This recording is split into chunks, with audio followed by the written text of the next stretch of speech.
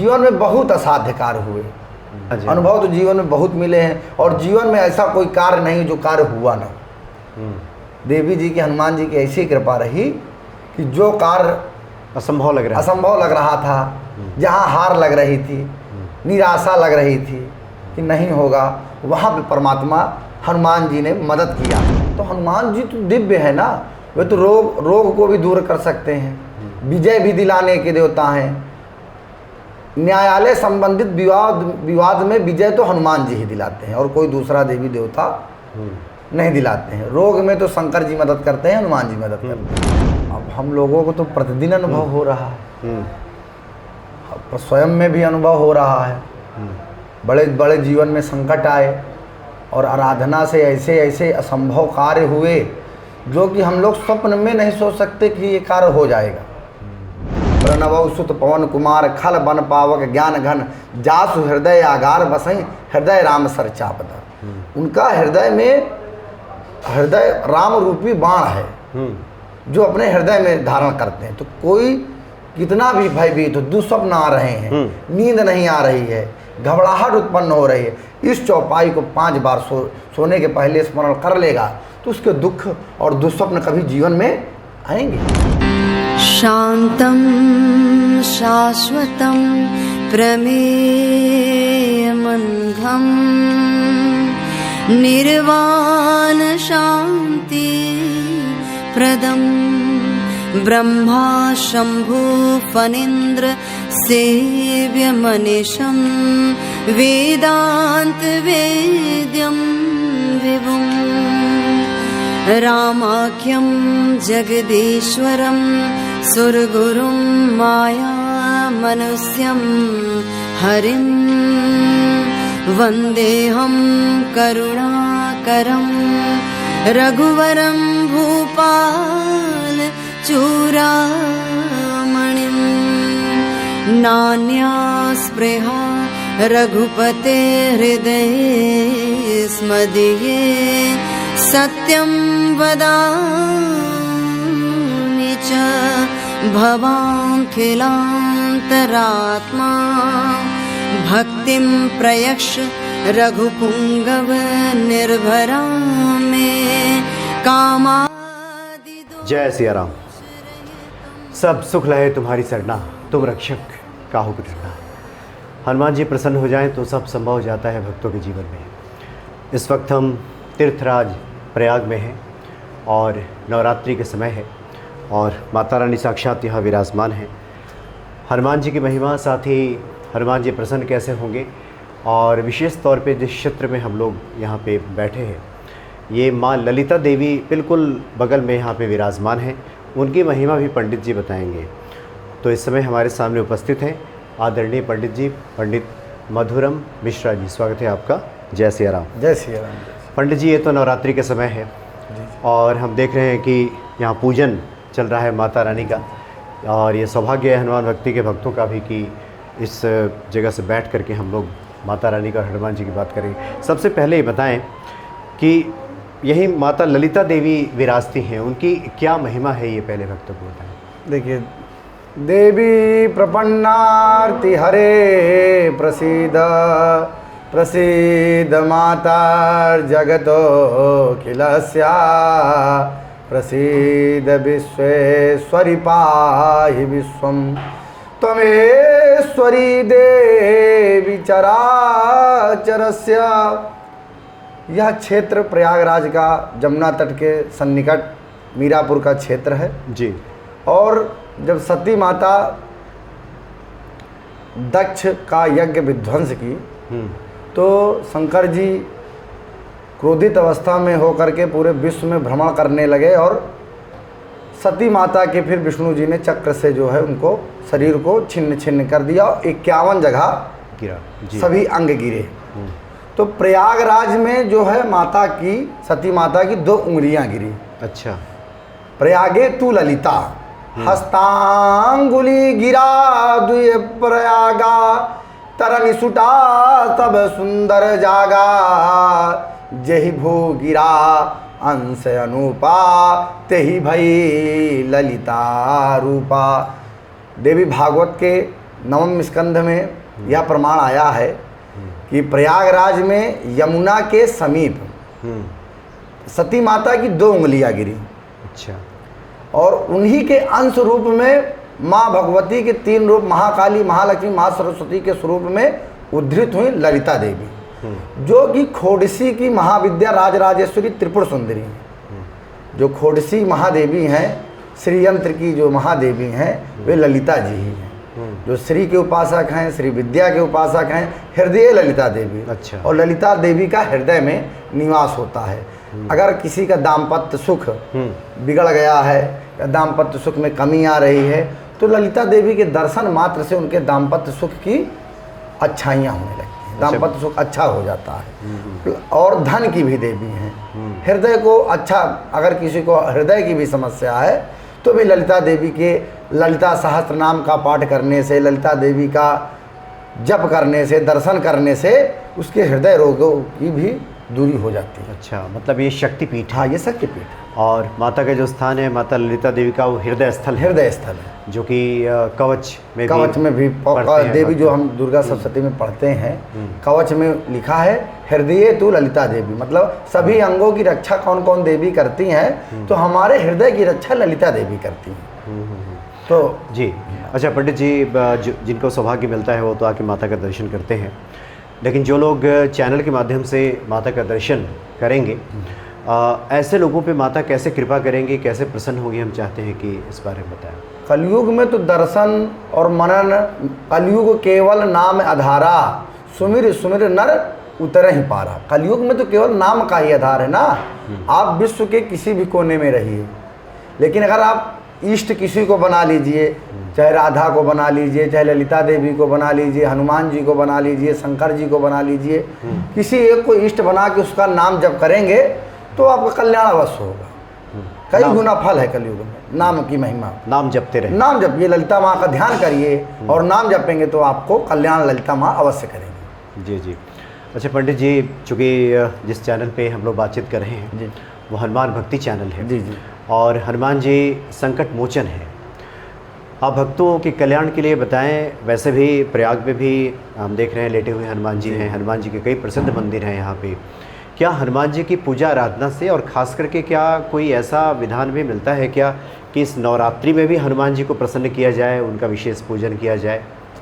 हनुमान जी तो ज्ञानिनाम अग्रगण्यम अतुलित बलधामम हेम शैलाभ देहम धनुजवन कृषाणुम ज्ञानिनाम अग्रगण्यम। अतुलित बलधाम, उनकी बल की पराकाष्ठा तो कोई कह ही नहीं सकता। कितनी ताकत है, अभी तक किसी सामर्थ्य, किसी ग्रंथों में सामर्थ्यता उसकी लिख नहीं पाए जो कितनी उनकी ताकत है, बल है। हाँ। उनका था नहीं। ज्ञानिनाम अग्रगण्यम, और ज्ञानियों में सबसे अग्रगण हैं। तुलसीदास जी पे ऐसी कृपा किए, हनुमान जी की ही कृपा से उन्होंने रामचरितमानस जैसा अद्भुत ग्रंथ लिख दिया। और जनमानस में, सनातन धर्म में बच्चा बच्चा कुछ न जानता हो पर एक चौपाई तो जरूर जानता है, मंगल भवन अमंगल हारी द्रबहु सुदशरथ अजिर बिहारी। तो हनुमान जी की महिमा परंपार है और कलयुग के जागृत अवस्था में देवता हैं। जब राम जी अपने लोग को धराधाम पे जा रहे थे तो हनुमान जी ने कहा कि हे परमपिता परमेश्वर, मैं तो आपका दास हूँ, और दास को स्वामी अगर छोड़ के चले जाएंगे तो ये दास कैसे रहे।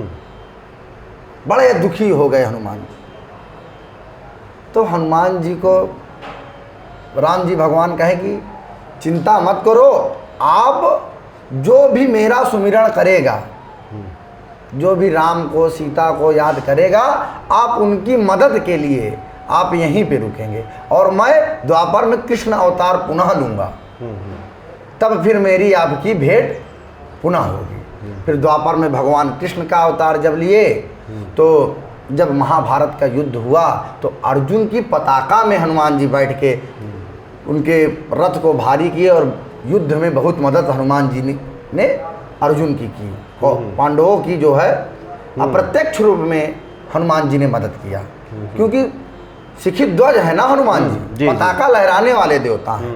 और उनकी महिमा, उनके तमाम मंत्र हैं, तमाम विद्याएं हैं। नवरात्र जैसा महापर्व, ये तो 9 दिन की रात्रियां हैं और इन नवरात्रियों में हनुमान जी की, दुर्गा जी की विशेष साधनाएं हैं। जो भी साधक हनुमान चालीसा को ही इसी नवरात्र से प्रारंभ कर दे, 40 दिन की साधना है। गाय के घी का दीपक जला करके 1 बार या 11 बार प्रतिदिन करता है, 40 दिन कर लेता है, तो उसके सारे कार्य सिद्ध हो जाते हैं जी। तो 40 दिवसीय साधना हनुमान जी की विशेष साधना कही गई है। नहीं 40 दिन कर सकता है तो नवरात्र के 9 दिन में 11 पाठ भी करेगा तो 40 दिन की बराबर ही ये नवरात्रियाँ मानी जाती हैं। अच्छा पंडित जी, हनुमान भक्ति पे जो बहुत सारे भक्तों की तरफ से जिज्ञासा होती है कि गोस्वामी जी ने लिखा है कि तुम्हारे भजन राम को पावे, जन्म जन्म के दुख विसरावे। जी। आमतौर पे कहा जाता है कि हनुमान जी राम नाम से प्रसन्न होते हैं कि राम राम कहिए तो हनुमान जी प्रसन्न हो जाएंगे। लेकिन गोस्वामी जी ने लिखा है कि तुम्हारे भजन राम को पावे, आपका भजन होगा, आपके रास्ते होकर के हनुमान जी की तरफ रास्ता निकलेगा, बढ़ेगा। तो ये थोड़ा स्पष्ट करें कि ये जो यात्रा क्रम है हनुमान जी से राम जी की तरफ है या राम जी से हनुमान जी की तरफ है? देखिए, दोनों एक दूसरे के पूरक है ना।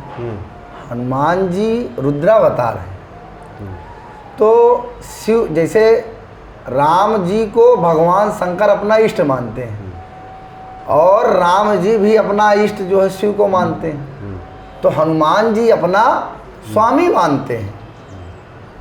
तो भगवान राम हनुमान जी को अपना दास नहीं मानते हैं। तुम मोहि परम भरत सम प्रिय, तुम प्रिय भरत सम, भरत के समान मुझको प्रिय हो। और राम जी भी अपने हृदय में ही हनुमान जी को बैठाते हैं।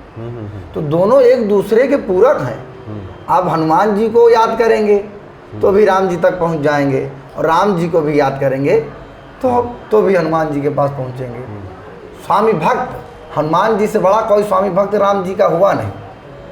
और स्वामी भक्तता में तुलसीदास जी को उन्होंने राम जी का साक्षात्कार कराया। और जो कलयुग में अभी भी जागृत अवस्था में चिरजीवी हैं, 8 लोग कलयुग में अभी भी हैं, जिसमें हनुमान जी सबसे पहले हैं। परशुराम, हनुमान जी, कृपाचार्य, अश्वत्थामा, बलि व्यासो, व्यास जी, राजा बलि, हनुमानश्च विभीषण जी भी, हाँ, और कृपाचार्य, सब तैते चिरजीवनाथ। अष्टमो मार्कंडे और 8वें मार्कंडे जी। ये 8 लोग चिरजीवी हैं और इनका स्मरण कर लेने मात्र से व्यक्ति के सारे दुख, प्रातः जो इन 7 लोगों का स्मरण करता है तो उसके दुख तो वैसे भाग जाते हैं। और कोई प्राणी अगर बहुत घबराहट है, डर लग रहा है उसको, तो हनुमान जी का स्मरण करने से उसके डर गायब हो जाते हैं। प्रणव सुत पवन कुमार, खल बन पावक ज्ञान घन, जासु हृदय आगार बसई, हृदय राम सर चापदा। उनका हृदय में, हृदय राम रूपी बाण है जो अपने हृदय में धारण करते हैं। तो कोई कितना भी भयभीत हो, दुस्वप्न आ रहे हैं, नींद नहीं आ रही है, घबराहट उत्पन्न हो रही है, इस चौपाई को 5 बार सोने के पहले स्मरण कर लेगा तो उसके दुख और दुस्वप्न कभी जीवन में आएंगे ही नहीं। जी। हनुमान जी। अच्छा पंडित जी, एक और हम चाहते हैं कि आप स्पष्ट करें, क्योंकि आप हमेशा पूजन पाठ में लगे रहते हैं, कि उसमें है कि जन्म जन्म के दुख विसरावे की भी बात कही गई है हनुमान चालीसा में। और दूसरी तरफ ये कहा गया है कि जो प्रारब्ध है वो तो भोगना ही पड़ेगा, जो भाग्य का, जो कर्म का फल है वो तो मिल के ही रहेगा। तो ये बताएं कि क्या इस कलयुग में हनुमान जी की भक्ति से ये जो प्रारब्ध की जो बातें कही जाती है, जन्म जन्म के दुख विसरावे, क्या ये संभव है कि ये भी मिट जाता है जो गोस्वामी जी ने कहा है? ईश्वर की भक्ति करने से, हनुमान जी की भक्ति करने से, देखिए, दुख प्रारब्ध जो है हमारा, उसका दुख तो भोगना पड़ता है, क्योंकि जैसा कर्म किए हैं, कर्म की गति तो उसका भोगना पड़ता है। लेकिन अगर हम किसी परमात्मा के सन्मार्ग में लग जाएंगे, हनुमान जी को या देवी जी को इष्ट बना के हम पूजा करेंगे तो हमारे दुखों को कम कर देंगे। मान लीजिए कोई बड़ी घटना होने वाली है, जैसे मान लीजिए वर्षा है, वर्षा तो होगी, वर्षा को कोई बंद नहीं कर सकता है, लेकिन जैसे हम लोगों ने छाता लगा लिया तो हम लोग भीगेंगे नहीं, या रेन कोट पहन लिए तो भी शरीर हमारी भीगेगी नहीं। तो इस तरीके होती है साधना, उपासना। हम किसी देवता की उपासना करते हैं तो हमारा कर्म तो बदल नहीं जाएगा,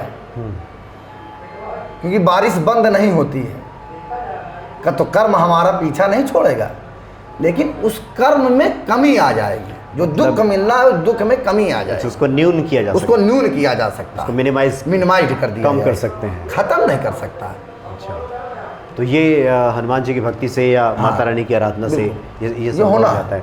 अच्छा पंडित जी, एक होता है कि हम जब शास्त्र का अध्ययन करते हैं, जो बातें कही गई हैं शास्त्रों में उसको स्वीकार करते हैं, लेकिन कई बार वो चीज़ें निज अनुभव बन जाती हैं।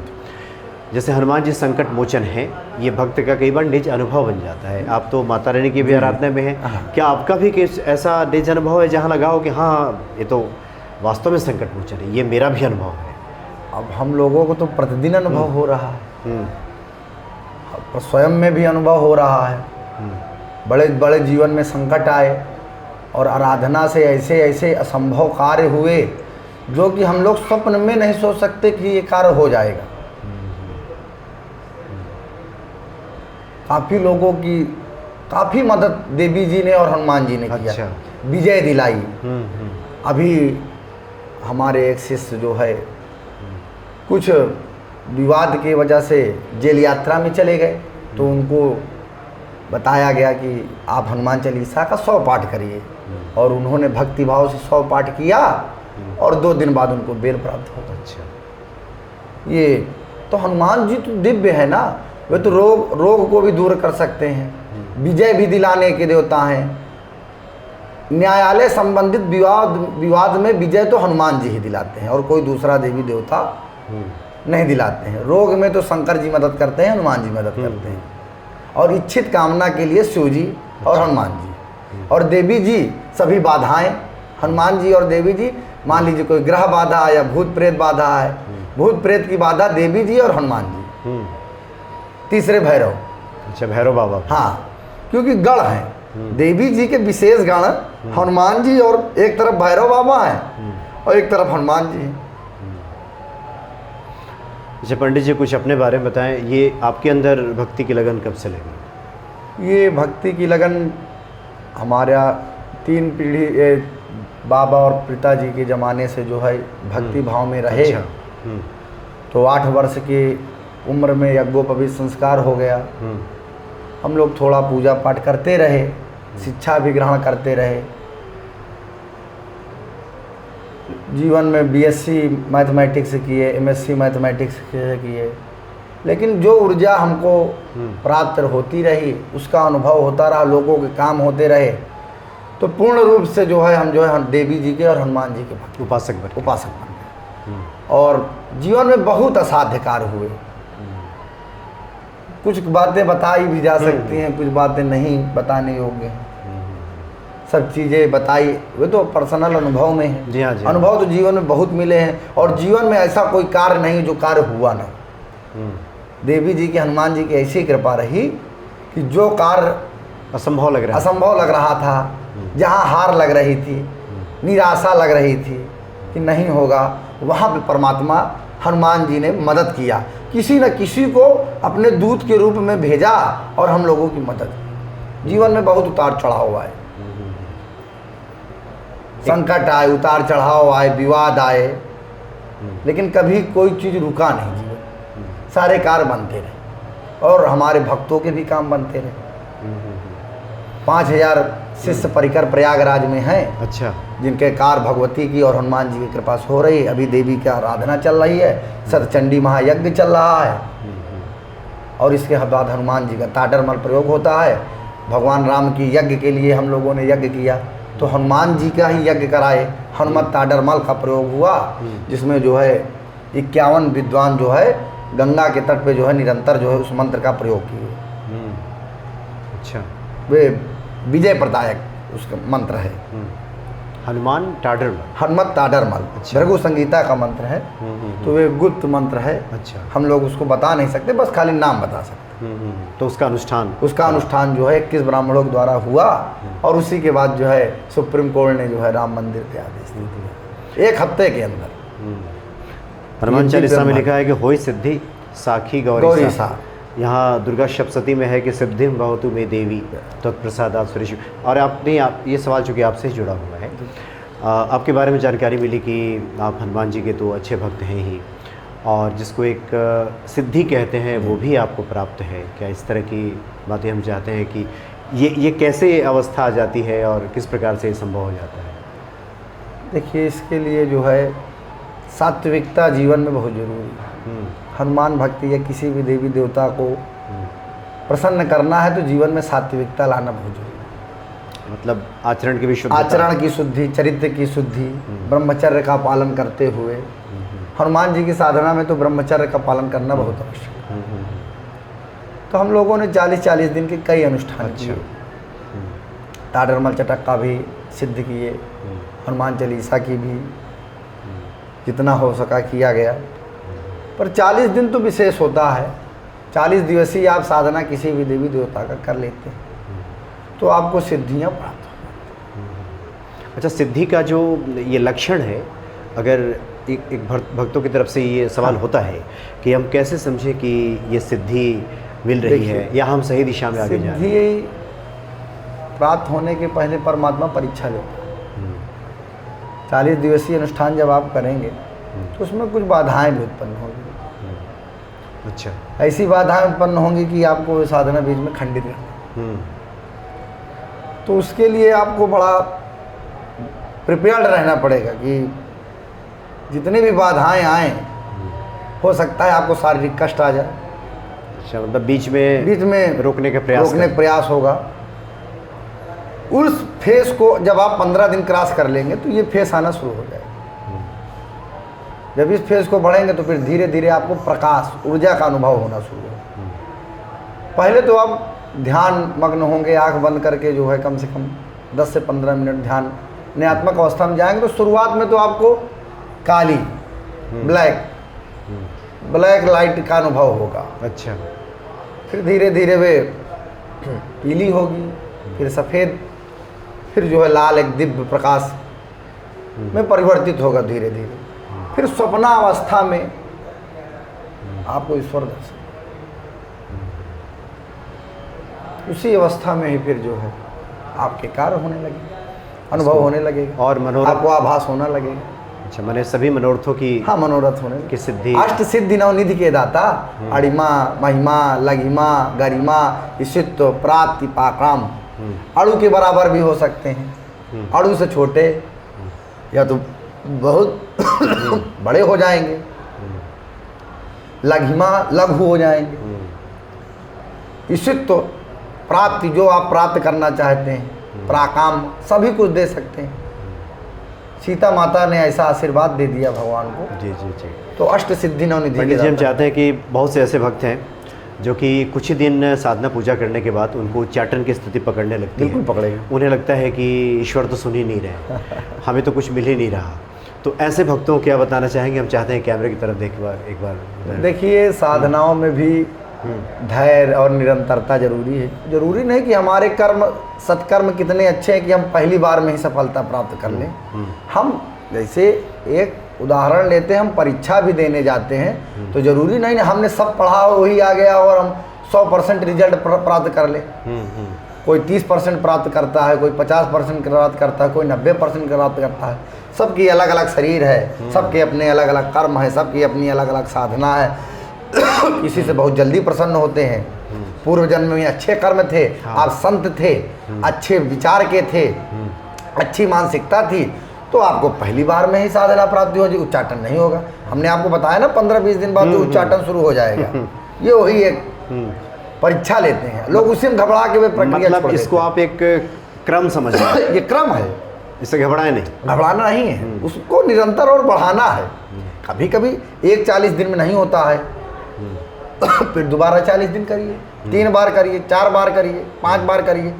जब हमारे पाप कर्म क्षय हो जाएंगे तब परमात्मा की सन्निधि प्राप्त होगी। जरूरी नहीं आपको कि एक बार में ही परमात्मा की सन्निधि प्राप्त होगा।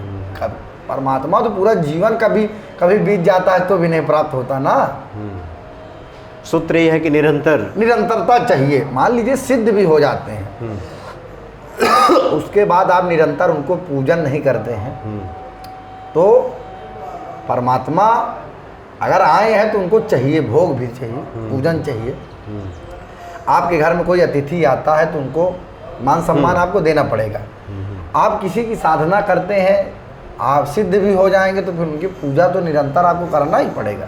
आप बीच में बंद कर देंगे तो चीज़ें आपकी गायब भी हो जाएंगी, तो निरंतर बनी नहीं रहेगी। जी जी, आपको निरंतर पूजा करना। और आखिर में हम चाहते हैं पंडित जी कि ऐसे लोग जो हताश, निराश, घबराए रहते हैं, ऐसे लोगों को कोई उपाय आप अगर बताना चाहें भक्तों को कि वो अपने घर में करें। और कलयुग में भगवान हनुमान जी से तो जागृत अवस्था में कोई देवता है ही नहीं, और प्रयागराज में भगवान हनुमान जी आनंद अवस्था में, पूरे विश्व में इकलौता ही यहाँ मंदिर है जो चित्त अवस्था, विश्रामावस्था में। जब सारे कार्य राम जी के पूरे हो गए, युद्ध विजय हो गया, राजगद्दी सिंहासन मिल गई, तो हनुमान जी ने आज्ञा मांगा कि कुछ दिन के लिए मुझको विश्राम की आज्ञा दीजिए।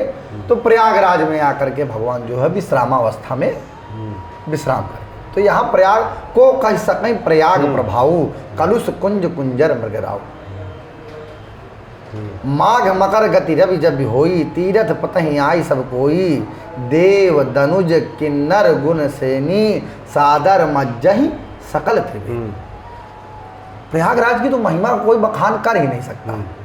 जब राम जी आए, भरद्वाज मुनि से मिले, तो राम जी ने हाथ जोड़ा और प्रयाग के प्रभाव को कहे कि कौन प्रभाव को कह सकता है। जब माघ आता है, मकर का सूर्य आता है, तो एक माह जितने देवी देवता हैं सब उठ के चले जाते हैं। देव दनुज किन्नर गुण सेनी, सादर मज्जहि सकल त्रिवेणी, तो सभी आ जाते हैं। तो यहाँ हनुमान जी विश्रामावस्था में, और यहाँ से जो आशीर्वाद ऊर्जा देते हैं वे दिव्य ऊर्जा देते हैं।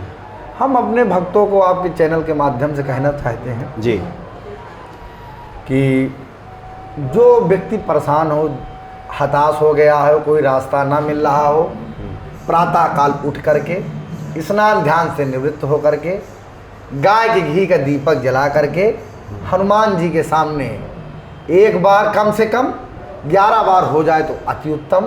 11 बार नहीं कर सकता है तो गौ माता को सानिध्य बना करके, क्योंकि लिखा है हो ये सिद्ध साखी गौरी सा। इसका मतलब क्या है? साक्षी, साखी मतलब साक्षी। तुलसीदास जी का अवधि भाषण साखी, साखी मतलब होता है साक्षी, गवाहीदार। हम हनुमान चालीसा किसकी गवाही में पढ़ें जो शुद्ध हो जाए? तो हमको गौ माता की सन्निधि में साक्षी बनाना पड़ेगा। तो एक गुड़ का भोग लगाइए हनुमान जी को, या लड्डू का भोग लगाइए।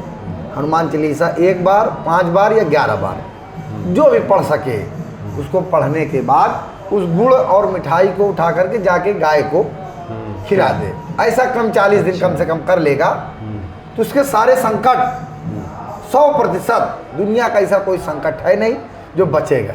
ये किया हुआ प्रयोग बता रहे हैं, निज अनुभव है। जीवन में उसके सारे कष्ट दूर हो मिट जाएंगे। ऐसा कोई कष्ट नहीं जो दूर ना हो। लेकिन साक्षी जब गौ माता को बनाएंगे, हाँ, चूंकि अब सभी देवी देवताओं भाई आपने किसकी साक्षी बना के हनुमान चालीसा किया? कोई गवाहदार है ना, तो गवाहदार गाय को बनाइए, गाय माता को गौ माता ध्यान धर के और लड्डू या गुड़ का भोग लगा करके हनुमान जी को हनुमान चालीसा का पाठ करें। पाठ पूरा होने के बाद उस लड्डू गुड़ को उठा करके गौ माता को जा करके खिला दें। ऐसा क्रम 40 दिन कर ले, चाहे जितना बड़ा भी संकट हो, तो संकट बचेगा नहीं। तो बड़ी अद्भुत महिमा है हनुमान जी की जी। और जहाँ हम लोग तीर्थराज प्रयाग की महिमा क्या कहने, तो बड़ा आनंद आया पंडित जी आपसे बातचीत करके, और हनुमान जी की प्रेरणा रही तो आगे भी अन्य विषयों पर हम बात करेंगे। बहुत बहुत धन्यवाद आपका। जय सिया राम।